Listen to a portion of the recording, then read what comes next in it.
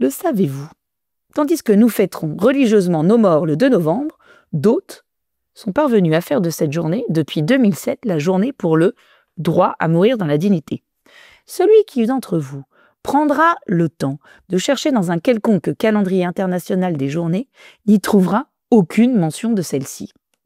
Aucune existence officielle, l'air de rien, la normalisation s'est faite.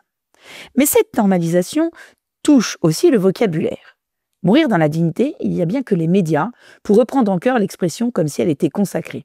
Depuis des années, à force d'habitude, l'expression « mourir dans la dignité » a perdu ses guillemets, ceux utilisés habituellement pour citer les revendications des lobbyistes. Elle n'est plus un mot d'ordre, un slogan, mais simplement un qualificatif pour désigner le droit à choisir sa mort ou encore la demande d'une loi autorisant l'aide active à mourir. Depuis suffisamment longtemps pour que cela investisse nos cerveaux, les journalistes usent donc non plus des guillemets, mais ils s'y se sont appropriés les éléments de langage de l'Association pour le droit à mourir dans la dignité, la célèbre ADMD. Pour les militants de cette dernière, la dignité dans la mort est synonyme de la liberté de choisir sa mort et de l'obligation de la société à satisfaire ce droit. Il ne s'agit pas de mourir dans des conditions dignes, ni même de reconnaître le droit de chacun à cesser de vivre. Il s'agit du droit à être assisté pour mourir au moment jugé opportun. La force de la DMD est d'avoir fait croire que seule la légalisation de l'euthanasie et du suicide assisté est garante d'une mort digne. Plus de guillemets, la revendication d'une petite minorité est devenue une expression passée dans le langage courant.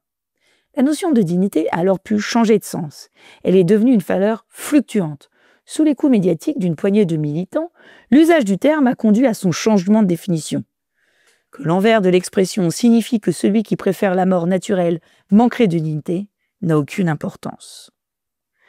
C'est un coup de maître qui est parvenu à faire la DMD. Si l'association militante peut se targuer de compter plus de 75 000 adhérents, peu sont de réels militants. La grande partie de ceux qui payent leurs cotisations sont des adhérents de la peur. Peur de vieillir dépendant, peur de souffrir sans fin, peur d'agonir dans la souffrance, peur de mourir seul. Ils viennent à la DMD car ils refusent l'acharnement thérapeutique. Ils ne savent pas que la loi Leonetti de 2005 le condamne définitivement, renforçant ainsi le droit des malades à refuser les traitements.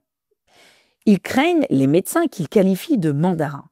Ils craignent de ne pas être entendus, alors ils adhèrent à la DMD, ils remplissent leurs directives anticipées et s'imaginent plus forts avec les 75 000 adhérents, dont certains sont même représentants des usagers des hôpitaux.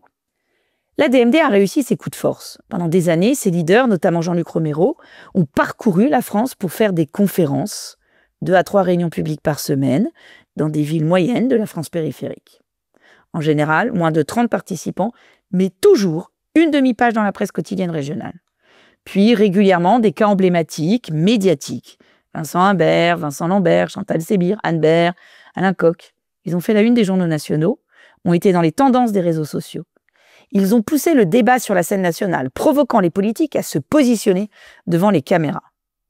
À cela, il suffisait aussi d'ajouter des sondages aux questions bien tournées, histoire de montrer que la bataille de l'opinion était gagnée.